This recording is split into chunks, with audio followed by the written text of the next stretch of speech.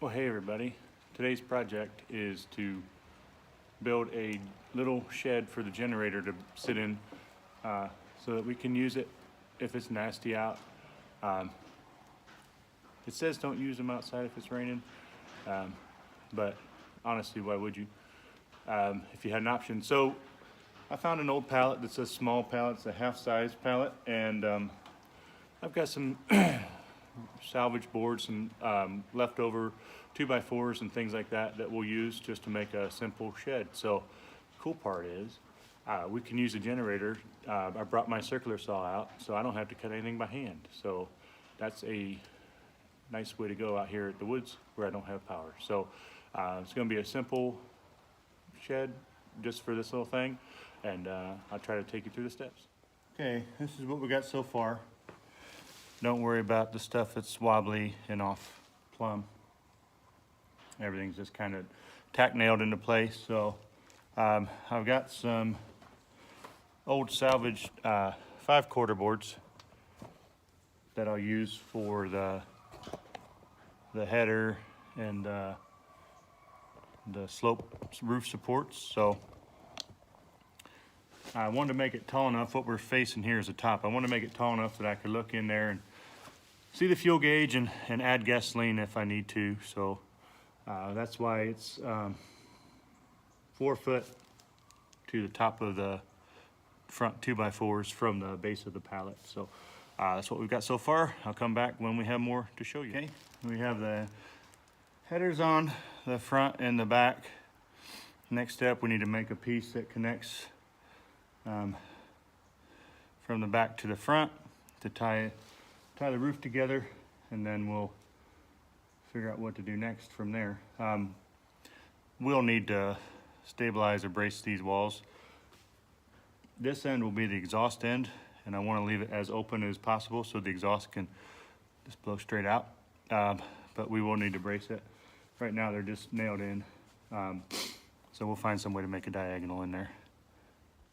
Okay, so we had to do some creative ripping with the saw. Kind of ran out of boards that are usable for my scrap pile, but whatever. So now we have the angled pieces. That'll be the slope of the roof. And again, this part's the front, so I can look in there with a flashlight or something to check the gas level, add gas if I need to. So now I think I'm going to work on bracing, and then I have some old particle board laying around from when this barn was built that I'll use, and I'll go hunt up some cut off pieces of metal that again from when the barn was built, and we'll work on putting a roof on and doing a few other things. Okay, we got the particle board roof put on, and don't mind it, you can see a little bit of daylight. It wasn't quite big enough, but it was the biggest piece that I had, so it'll be okay. It'll do what it's supposed to do. I also can't see it here. I put a new board on the bottom because the pallet's been out here for a little while. It got a little rotten and soggy on the bottom, and then I put that board right there because again the top part was a little soggy there. Whatever. So next step is I think I'm going to move it up.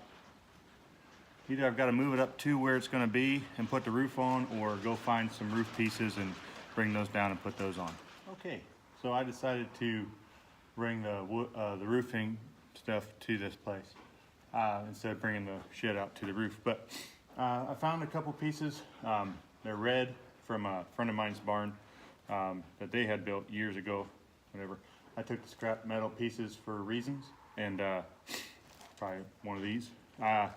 Anyhow, so it is red, but it's a generator shed. If you're gonna get too tuned up on what color your roof is, well, that's the definition of a first world problem.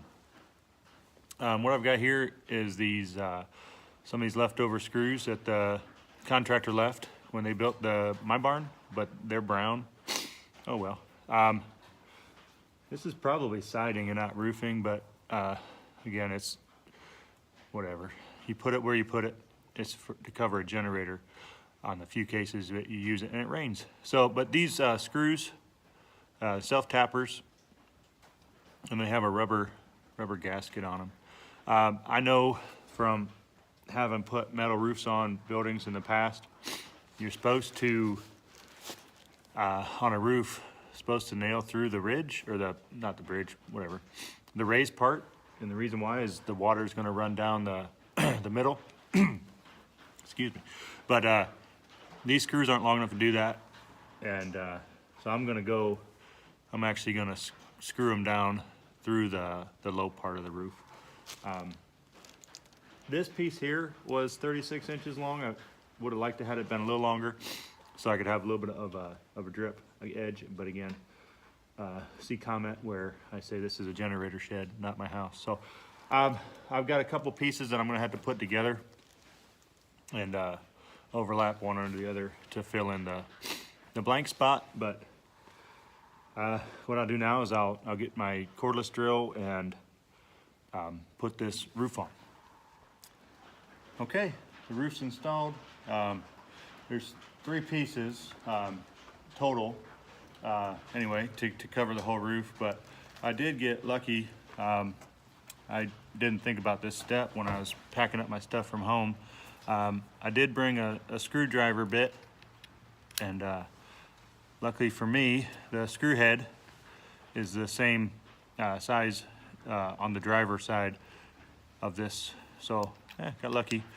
I had a plan. I was going to have to drill them out with a drill bit and then use like a 1/4 inch ratchet, which would have worked, but would have been really unfun. All right, I think that's the end of it. If I get super crazy, this is the back we're facing now.